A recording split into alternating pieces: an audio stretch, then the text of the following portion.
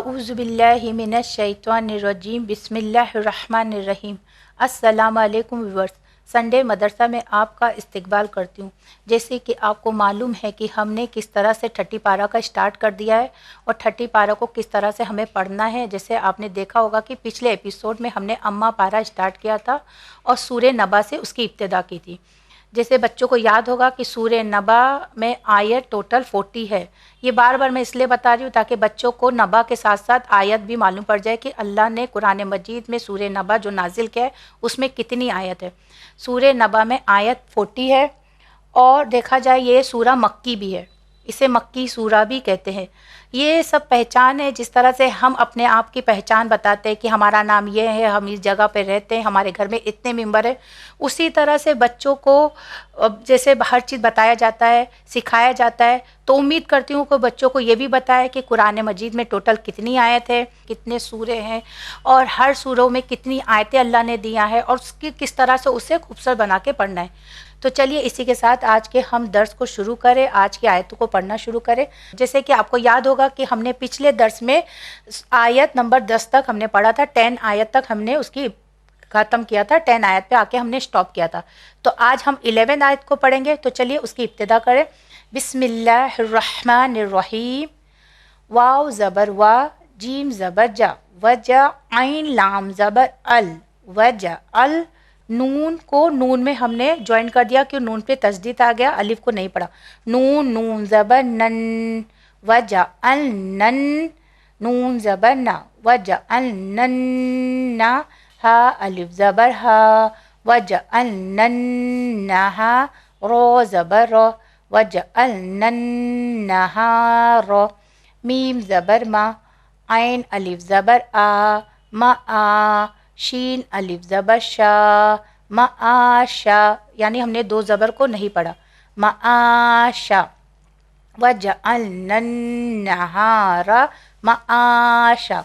अगर हम इसे कंटिन्यू करेंगे तो शीन वाव 2 ज़बर शौ, माआशौ।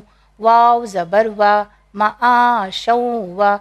बा ज़बर बा, व बा। नून या ज़बर नए, व बनए। नून अलिफ ज़बर ना, व बनैना। फा वाव ज़बर फ़ौ, क़ाफ़ ज़बर क़ा, फ़ौक़ा। कैफ मीम पेश कुम, फ़ौक़कुम, फ़ौक़कुम। यहाँ पे मैं बच्चों को बताते चलूँ कि यहाँ पे देखिए क़ाफ़ और कैफ आया तो दोनों का साउंड अलग होगा। फ़ौक़कुम, फ़ौक़कुम, फ़ौक़कुम। सीन बा ज़बर सब, आइन 2 ज़बर अन, सब अन।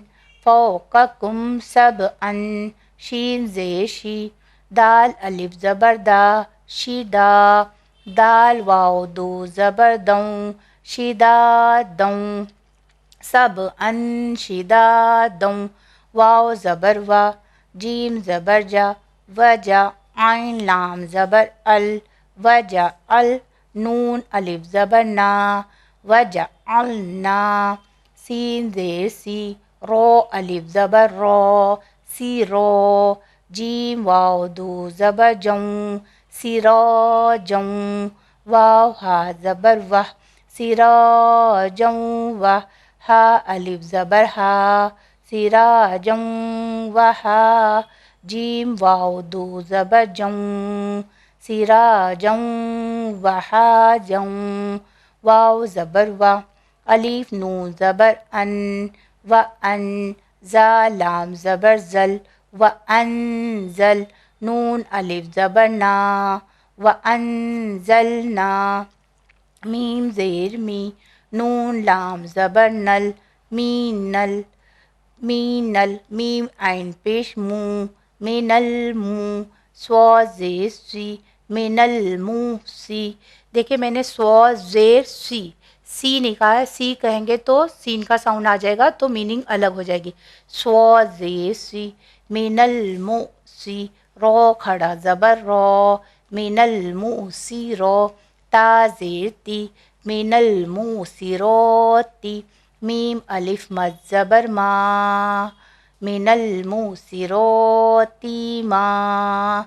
हमज़ा 2 ज़बर अन, من الموسرات ماء سا جیم زبر سج جیم الف زبر جا سجا جیم لام دو زبر جل سجا جل لام زیر لی نون کھو پیش نخ لی نخ رو زیر ری لی نخ ری جیم زبر جا لی نخ ری جا با زیر بی ہا کھڑا زیر ہی بی ہی ہا با زبر حب با واو دو زبر بوں حبوں و نون زبر نا حبوں و نا با الف زبر با و نبا تا واو دو زبر توں و نباتوں واو زبر وا جیم نون زبر جن وجن نون کھڑا زبر نا وجننا تا دو زیر تن وجناتن الف لام زبر ال فا الف زبر فا الفا فا الف زبر فا الفافا الفافا. اب یہاں پہ رک کے میں ایک ایک آیت کو بتاؤں گی کہ اس طرح سے ایک ایک آیت پہ کیا کیا قانون ہے. دیکھیے یہاں پہ جو ہم نے پہلے سٹارٹ کیا 11ویں آیت، یہاں پہ ہم نے پڑھا وجعلنا، یعنی عین کا ساؤنڈ نکلے گا، الف کا ساؤنڈ نہیں آئے گا. اگر الف کا ساؤنڈ آتا ہے وجعلنا تو ہم رونگ کر دیتے، میننگ بدل جاتی ہے. تو وجعلنن کیونکہ نون کو ہم نے نون پہ پلس کیا ہے، اکفا کا قانون آ گیا. پھر سے آپ کو بتا دوں اکفا یعنی چھپانا. وجعلننہا رو کو ہمیشہ موٹا کر کے ادا کیا جاتا ہے، پتلا نہیں پڑھا جاتا ہے. نہارو معاشا معاشا، یہاں پہ اگر ہم اسٹاپ کریں وجعلنا النہار معاشا وبنینا، یہاں پہ الف مدی ہے، فوقکم سبعا شدادا سبعا شدادا، کیونکہ عین پہ تنوین کا قانون آ گیا ہے تو ہم نے یہاں پہ گننا کیا ہے سبعا شدادا. اس کے بعد ہم نے پڑھا وجعلنا سراجا وہاجا وہاجا سراجا، یہاں پہ ادغام کا قانون آ گیا. ادغام کا قانون یعنی اگر یاد ہوگا تو میں نے یسر قرآن میں آپ کو بتایا تھا، ادغام کا مطلب ہوتا ہے یا رو لام میم واو نون، یرملون والا لفظ اگر کوئی بھی تنوین کے بعد یا نون ساکین کے بعد، یہ 6 حرف ہوتے ہیں جسے یا رو لام میم واو نون کہتے ہیں، یرملون. اس میں سے کوئی بھی حرف آ جائے تو وہاں پہ گننا کا قانون آ جاتا ہے. جیسے یہاں پہ سراجا وہاجا وہاجا سراجا وہاجا، اس طرح سے ہم پڑھیں گے کیونکہ یہاں پہ تنوین کے بعد واو آ گیا. وجعلنا سراجا وہاجا وانزلنا من المؤسرات ماء سجاجا سجاجا لنخرج به حبا ونباتا حبا، یہاں پہ بھی ادغام کا قانون آ گیا، اس لیے ہم نے اسے تھوڑا سا گننا کیا حبا ونباتا. اور آپ نے دیکھا یہاں پہ بھی اور ہا دونوں کو میں نے الگ پڑھا، یہاں پہ بھی ہا آیا ہے اور یہاں پہ بھی ہا ہے، مگر اس کا پڑھنے کا طریقہ الگ ہے اور اس کا پڑھنے کا طریقہ الگ ہے، دونوں کا مخرج الگ الگ ہے. بھی حبا ونباتا وجنات جناتن، جن میں اکفا کا قانون آ گیا ہے تو ہم نے ایک نون کو چھپا لیا وجناتن، اور یہاں پہ ہم نے تین پہ گننا نہیں کیا ہے کیونکہ یہاں پہ اظہار کا قانون آ گیا. اظہار کا مطلب یہ ہوتا ہے کہ تنوین کے بعد 2 زبر 2 زیر 2 پیش، اس کے بعد یا نون ساکین کے بعد حرف حلقی آ جائے. حرف حلقی کون کون سے ہے؟ جیسے آپ کو یاد ہوگا غین خو عین ہا حمزہ اور ہا، اور تو جہاں پہ تین کے بعد حرف حلقی آ گیا الف. حمزہ اور الف ایک ہی ورڈ ہے، ایک ہی حرف ہے، اس لیے جناتن الفافا میں نے 3 کو نہیں کھینچا ہے وجناتن الفافا. اس کے بعد انا اکفا کا قانون ہوا یوم الفصلی، فصلی نہیں کہا ہے فصلی، سواد کا قانون فصلی کانا میکوتا میکوتا یوم ینفخ فی الصور فتأتون افواجا. اب اس آیت کو میں پڑھ رہی ہوں.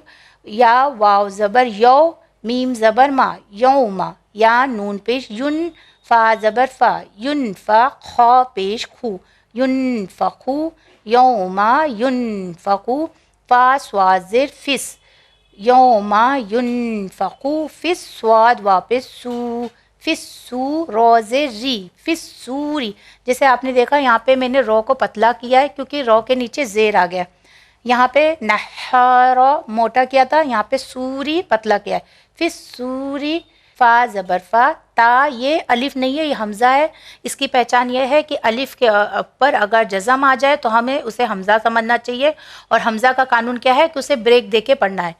تا حمزہ زبر تا، فتح، تا واپس تو، فتح تو، نون زبر نا، فتح تو نا، الف فا زبر اف، واو الف زبر وا، افوا، جیم الف زبر جا، افواجا. یوم ینفخ فی الصور فتأتون افواجا. اس طرح سے پڑھے. وجعلنا النہار معاشا وبنینا فوقکم سبعا شدادا وجعلنا سراجا وحاجا وأنزلنا من المعصرات ماء ثجاجا لنخرج به حبا ونباتا وجنات الفافا ان یوم الفصل کان میقاتا یوم ینفخ فی الصور فتأتون افواجا. اب جو ہماری اگلی آیت ہے 19 والی آیت، اسے ہمیں کس طرح سے پڑھنا ہے؟ واو زبر وا، فا پیش فو، وفو، تا زیر تی، وفتی، ہا زبر ہا، وفتی ہا، تا سین زیر تس، وفتی حتس، سین زبر سا، وفتی حتس سا، میم الف مز زبر ما، وفتی حتس سما، حمزہ پیش او، وفتی حتس سما او، فا زبر فا، کیف الف زبر کا، فکا، نون تا زبر نت، فکانت، الف با زبر اب، واو الف زبر وا، اب وا، با واو دو زبر بوں، اب وا بوں، واو زبر وا، اب وا بوں وا، سین یا پیسو، وسو، یا زیر ای، وسو ای، رو زبر رو، وسو ای رو، تا لام زیر تل، وسو ای رو تل، جیم زیر جی، وسو ای رو تل جی، با الف زبر با، جی با، لام پیش لو، جبالو، وسو ای رتل جبالو، فا زبر فا، کیف الف زبر کا، فکا، نون تا زبر نت، فکانت، وسیرت الجبال فکانت، سین زبر سا، رو الف زبر رو، سرو، با الف زبر با، سرابا. اس طرح سے ہمیں پڑھنا ہے. وَفُتِحَتِ السَّمَاءُ فَكَانَتْ أَبْوَابًا وَسُيِّرَتِ الْجِبَالُ فَكَانَتْ سَرَابًا. اس طرح سے بھی ہم پڑھ سکتے ہیں اور اسے اس طرح سے بھی پڑھ سکتے ہیں. وَفُتِحَتِ السَّمَاءُ فَكَانَتْ أَبْوَابًا وَسُيِّرَتِ الْجِبَالُ فَكَانَتْ سَرَابًا. یعنی دونوں طریقے سے ہم پڑھ سکتے ہیں، وقف کر کے بھی پڑھ سکتے ہیں اور بنا وقف کے بھی پڑھ سکتے ہیں، کیونکہ وقف کے اوپر لام الف کا قانون آیا ہے. تو امید کرتی ہوں کہ آپ بہت اچھے سے قرآن مجید کو پڑھیں گے اور کوشش کریں گے کہ زیادہ سے زیادہ اسے مس نہ کرے، اس ایپیسوڈ کو زیادہ سے زیادہ پریکٹس میں لے کے آئے، کیونکہ یہی جو ایپیسوڈ ہے اس میں زیادہ سے زیادہ بچوں کو ہر باریکی سے باریک قانون بتانے کی کوشش کر رہے ہیں تاکہ بچے بہت اچھے سے سیکھ سکیں. بس اسی کے ساتھ مجھے دیجیے اجازت، بڑھتے ہیں مورل اسٹوری کی طرف. خدا حافظ. بسم اللہ الرحمن الرحیم. پیارے بچوں السلام علیکم. آپ تمام کا استقبال ہے پروگرام سنڈے مدرسہ میں، اور ہر بار کی طرح اس بار بھی میں آپ کے لیے ایک بہت ہی اچھی سٹوری لے کر آئی ہوں جس کے ذریعے ہم ایک بہت ہی اچھا مورل بھی سیکھیں گے. So shall we start. یہ جو سٹوری ہے یہ اللہ کے ایسے نبی سے جڑی ہوئی ہے جنہیں خلیل اللہ کا ٹائٹل دیا گیا ہے.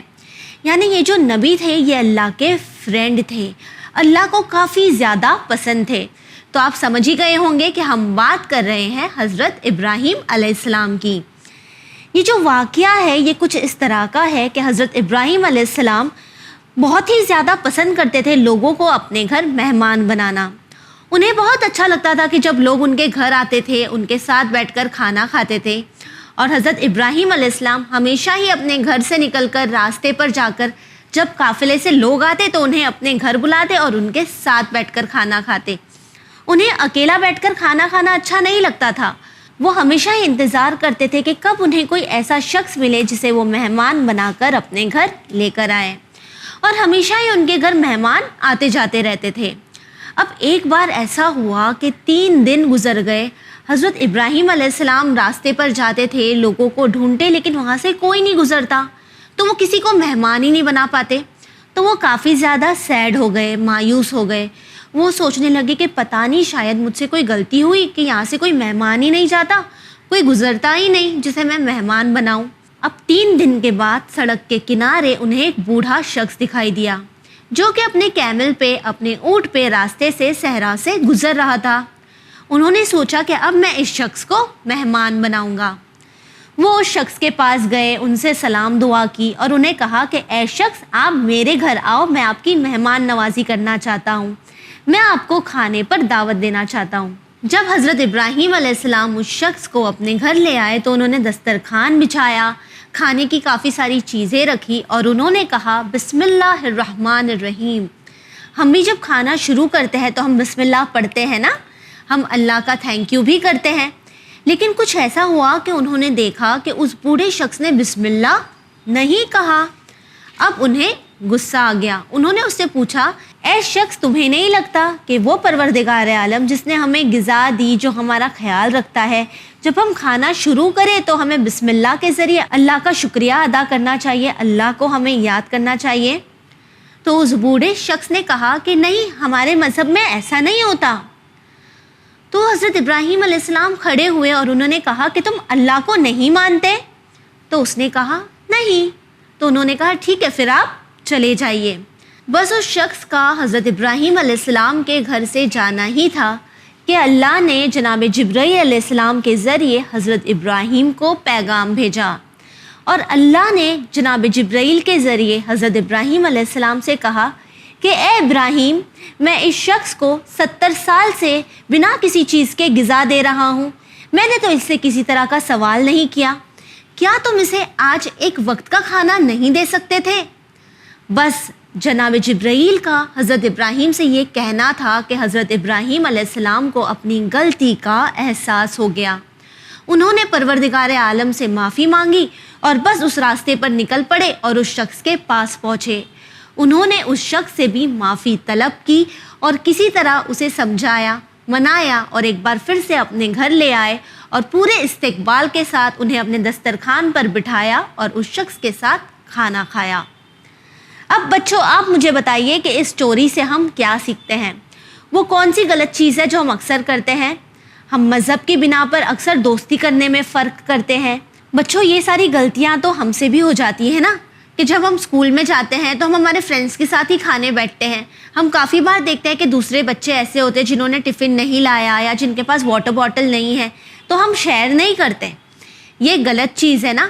ہم کافی بار دیکھتے ہیں کہ ہماری بلڈنگ میں جو واچ مین وغیرہ ہے وہ بھوکے ہوتے ہیں تو ہم کیا کہتے ہیں کہ نہیں نہیں ہمیں کیا کرنا ہے، انہیں کوئی اور دے دے گا. کیا ہمیں یہ کرنا چاہیے؟ ہمیں یہ نہیں کرنا چاہیے. اللہ کو یہ پسند نہیں ہے. وہ پروردگار عالم، وہ اللہ جس نے اس پوری دنیا کو خلق کیا، وہ اللہ تو جانتے ہیں نا کہ اس دنیا میں کتنے سارے لوگ رہتے ہیں جو ڈفرینٹ ریلیجن کو فالو کرتے ہیں، لیکن اللہ تو فوڈ کھانا سب کو دیتے ہیں نا. کیا اللہ یہ سوچ رہے کہ نہیں یہ میری نماز نہیں پڑھتا میں اسے کھانا نہیں دوں گا؟ اور ہم میں سے تو کتنے ایسے ہوتے ہیں جو نماز پڑھتے بھی ہیں یا اسکپ بھی کر دیتے ہیں، لیکن کتنے گناہ کرتے ہیں. لیکن کیا کبھی ایسا ہوتا ہے کہ اللہ نے ہمیں کھانے کو غذا نہ دی ہو؟ ایسا نہیں ہوتا ہے نا. تو پھر پیارے بچوں، وہ اللہ جس نے اس دنیا کو خلق کی، وہ لوگوں میں ڈفرینشیٹ نہیں کرتا، بڑا چھوٹا نہیں سمجھتا، ایک کو دوسرے سے الگ، بہتر یا کمتر نہیں سمجھتا. تو کیا ہمیں یہ کرنا چاہیے؟ ہمیں ایسا نہیں کرنا چاہیے. ہمیں اپنا کھانا سب کے ساتھ شیئر کرنا چاہیے، سب کو اپنا دوست بنانا چاہیے اور ہر کسی سے مل جل کر رہنا چاہیے. تو پیارے بچوں، میں امید کرتی ہوں کہ ہماری اسٹوری سے آپ نے آج کافی اچھا مورل ضرور سیکھا ہوگا. اب آئیے دیکھتے ہیں کہ سسٹر فاطمہ آپ کے لیے کیا لے کے آئی ہیں. پیارے بچوں، السلام علیکم. ہم بات کر رہے ہیں امام حسن علیہ السلام کے بارے میں. پچھلی بار ہم نے بات کی تھی کہ کیسے صلح حسن امام حسن سے زبردستی کروائی گئی تھی، کتنا زیادہ کنفیوژن کا ماحول تھا، کتنا زیادہ کیوس تھا. کیا آپ جانتے ہیں بچوں کہ امام حسن علیہ السلام کے ہر طرف دشمن تعینات ہو چکے تھے. حاکم شام کو یہ بات پتہ تھی کہ جب تک وہ امام حسن علیہ السلام کو جھکا نہ لے تب تک لوگ اس کو خلیفہ تسلیم نہیں کریں گے، اور اسی لیے امام حسن علیہ السلام کے پیچھے ہر وقت وہ جاسوس یا دشمن تعینات رکھتا. امام حسن علیہ السلام کو کئی بار پہلے بھی زہر دیا جا چکا تھا، لیکن جب ان کے گھر میں دشمن نے زہر دیا تب امام حسن علیہ السلام اس سے بچ نہیں سکے. ہم سب جانتے ہیں 28 صفر کو امام حسن علیہ السلام کی شہادت کی تاریخ ہے. اور بچوں، آپ نے مجلس میں سنا بھی ہوگا، امام حسن علیہ السلام کی ایک وائف تھی جودہ بنت اشعث. اس کو حاکم شام نے پرومس کیا کہ اگر تم امام حسن کو زہر دے دو گی تو میں تمہیں مال و دولت تو دوں گا ہی، ساتھ میں تمہارا نکاح یزید سے کروا دوں گا. اور یہ سن کے اس نے اس چیز پر عمل کیا اور اس کام کو اس نے انجام دیا. امام حسن علیہ السلام کو زہر دے دیا اور امام حسن علیہ السلام شہید ہو گئے، جو کہ رسول خدا صلی اللہ علیہ وسلم کی شہادت کی بھی تاریخ ہے. خیر، اس کے بعد یہ پہنچی حاکم شام کے پاس کہ جو تم نے وعدہ کیا ہے اب اسے پورا کرو، مجھے اتنے مال و دولت دو اور میرا نکاح کرواؤ یزید کے ساتھ. لیکن حاکم شام نے کیا کیا؟ حاکم شام نے اس سے کہا کہ تو جو حسن کی نہیں ہوئی، امام حسن جیسے یعنی شوہر، اس کی نہیں ہوئی تو یزید کی کیا ہوگی؟ یہ کہہ کر اس نے جودہ کے ہاتھ پیر بندھوا کر اسے ندی میں ڈال دیا اور اس کے ہاتھ کچھ نہیں لگا. یعنی حجت خدا، ایک امام، ایک معصوم کو اس نے بس اپنی زندگی ضائع کر دی زہر دے کے، اور اس کے ہاتھ بھی کچھ نہیں آیا. خیر، اس کے بعد امام حسن علیہ السلام کی ایک وصیت تھی کہ ان کے گزر جانے کے بعد، ان کی شہادت کے بعد، ان کو ان کے نانا کے پہلو میں دفنایا جائے، یعنی مسجد نبوی میں جہاں رسول خدا صلی اللہ علیہ وسلم دفن ہیں انہیں بھی وہاں دفن کیا جائے. لیکن یہاں پر بھی ان کی اس وصیت کو نہیں مانا گیا. اکثر لوگ کہتے ہیں کیوں اہل بیت اپنے جنازے رات میں اٹھاتے ہیں، لوگوں کو شریک نہیں ہونے دیتے؟ یہی وجہ ہے بچوں، کیونکہ امام حسن کا پہلا جنازہ تھا جو گھر سے نکلا تھا، یعنی امام علی کا رات کی تاریکی میں خاموشی سے، بی بی زہرا سلام اللہ علیہا کا رات کی تاریکی میں خاموشی سے اٹھایا گیا. لیکن جب امام حسن کا جنازہ نکلا وہاں جانے کے لیے تو بنی امیہ نے اس کا استقبال تیروں سے کیا، اور اس جنازے پہ اتنے تیر برسائے گئے کہ وہ جنازہ گھر واپس آیا. اس میں سے تیر نکالے گئے، کفن بدلا گیا، پھر لے جایا گیا جنت البقیع کی طرف، اور آج امام حسن علیہ السلام کی قبر مبارک جنت البقیع میں ہے. لیکن یہاں پر بھی ظلم و ستم کا خاتمہ نہیں ہوتا. کچھ سال پہلے سعودی کی گورنمنٹ نے یہ کہہ کر اس کے جو روضہ تھا امام حسن کا پہلے اسے مسمار کر دیا اور ڈھا دیا، یہ کہہ کے کہ یہ شرک اور بدعت ہے. تو آج امام حسن علیہ السلام کی جو قبر ہے وہ کھلی ہے زیر آسمان کے نیچے، نہ اس پہ سایہ ہے نہ چراغ. یہ تھی امام حسن علیہ السلام کی زندگی کی چھوٹی سی ہسٹری. بچوں، ہم اگلے ہفتے امام حسین علیہ السلام کے بارے میں بات کریں گے. آپ دیکھتے رہیے سنڈے مدرسہ. مجھے دیجیے اجازت. دیکھتے ہیں سسٹر سکینہ ہمارے لیے کون سے سورے کی تفسیر لائی ہیں. السلام علیکم بچوں، آج کے ایپیسوڈ میں ہم سورہ بروج کی تفسیر کو ڈسکس کریں گے. سورہ بروج قرآن کا 85 نمبر کا سورہ ہے اور یہ ایک مکی سورہ ہے. اس سورے میں ٹوٹل 22 آیتیں ہیں، تو اس سورے کی تفسیر کو ہم 2 ایپیسوڈ میں ڈیوائڈ کر کے ڈسکس کریں گے. تو آئیے آج کے سورے کو سٹارٹ کرتے ہیں. بسم اللہ الرحمن الرحیم. فرسٹ آیت، والسماء ذات البروج. پہلی آیت میں اللہ فرماتا ہے آسمان کی قسم جس میں برج ہے. تو پہلی آیت میں اللہ قسم کھاتا ہے اس آسمان کی کہ جس میں برج ہے، یعنی جس میں سٹارز ہے. Second, volume الموعود. اس آیت میں اللہ فرماتا ہے اور اس دن کی قسم کہ جس کا وعدہ کیا گیا ہے. تو اس آیت میں اللہ ججمنٹ ڈے کی قسم کھا رہا ہے کہ جس کا وعدہ اللہ نے کیا ہے. تھرڈ، وشاہد ومشہود. اس آیت میں اللہ فرماتا ہے اور گواہ اور ان کی گواہی دی جائے گی اس کی قسم. تو اس آیت میں اللہ گواہ اور گواہی دی جانے والے کی قسم کھا رہا ہے. تو گواہ سے مراد وہ انبیاء ہے، وہ نبی ہے کہ جو اللہ کی طرف سے بھیجے گئے تھے اور وہ اپنی امت کے لوگوں کی گواہی دیں گے. 4 قتل اصحاب الاخدود. تو اس آیت میں اللہ فرماتا ہے کہ اصحاب اخدود کو ہلاک کر دیا جائے گا. آیت نمبر 5 والنار ذات الوقود. اس آیت میں اللہ فرماتا ہے یعنی آگ کی خندق جس میں ایندھن جھونکا گیا ہوگا، یعنی ایک ایسی خندق کہ جس میں فیول ڈالا گیا ہوگا. آیت نمبر 6 اذ ہم علیہا قعود. اس آیت میں اللہ فرماتا ہے جب کہ وہ لوگ ان خندقوں کے کناروں پر بیٹھے ہوں گے. تو آیت نمبر 4 5 اور 6 میں اللہ فرما رہا ہے کہ اصحاب اخدود کو ہلاک کر دیا جائے گا، یعنی اصحاب اخدود کو عذاب میں ڈال دیا جائے گا. لیکن اصحاب اخدود کون ہے؟ اصحاب اخدود وہ لوگ ہیں کہ جو اللہ کے نیک بندوں کے مقابل میں آ کے کھڑے ہو جاتے ہیں، اور ان لوگوں کو عذاب میں ڈال دیا جائے گا، یعنی ایک ایسی خندق میں ڈالا جائے گا، ایک ایسے کھڈے میں ڈالا جائے گا جو آگ سے بھرا ہوا ہوگا. آیت نمبر 7 وَهُوَ عَلَىٰ مَا يَفْعَلُونَ بِالْمُؤْمِنِينَ شُهُودٌ. اس آیت میں اللہ فرماتا ہے اور جو سختیاں اہل ایمان پر کی رکھی تھی ان کو سامنے دکھ رہی تھی.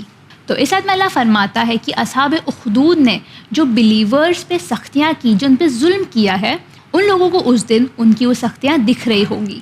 آیت نمبر 8 وَمَا نَقَمُوا مِنْهُمْ إِلَّا أَن يُؤْمِنُوا بِاللَّهِ الْعَزِيزِ الْحَمِيدِ. اس آیت میں اللہ فرماتا ہے اور ان لوگوں نے ان سے صرف اس بات کا بدلہ لیا کہ وہ خدائے عزیز و حمید پر ایمان لائے تھے. اس آیت میں اللہ فرما رہا ہے کہ اصحاب اخدود نے، یعنی جو اللہ پہ ایمان نہیں رکھتے ہیں، ان لوگوں نے کہ جو ایمان رکھتے ہیں ان پہ اس لیے سختی کی، اس لیے ان پہ ظلم کیا کیونکہ وہ اللہ پہ ایمان رکھتے تھے. آیت نمبر 9 الذی لہ الملک السماوات والارض واللہ علی کل شیء شہید. اس آیت میں اللہ فرماتا ہے وہ خدا جس کی اختیار میں آسمان اور زمین کا سارا ملک ہے اور وہ ہر شے کا گواہ ہے. آیت نمبر 10 ان الذین فتنوا المؤمنین والمؤمنات ثم لم یتوبوا فلہم عذاب جہنم ولہم عذاب الحریق.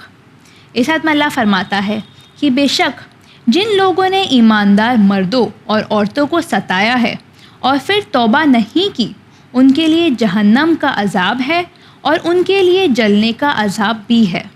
تو بچوں ان آیتوں سے ہم کیا سیکھتے ہیں؟ ہم یہ سیکھتے ہیں کہ جو لوگ اللہ پہ ایمان نہیں رکھتے ہیں اور وہ لوگ جو ایمان رکھتے ہیں ان میں ظلم کرتے ہیں یا ان پہ ستم کرتے ہیں، تو ان لوگوں کی جگہ آخرت میں جہنم ہے.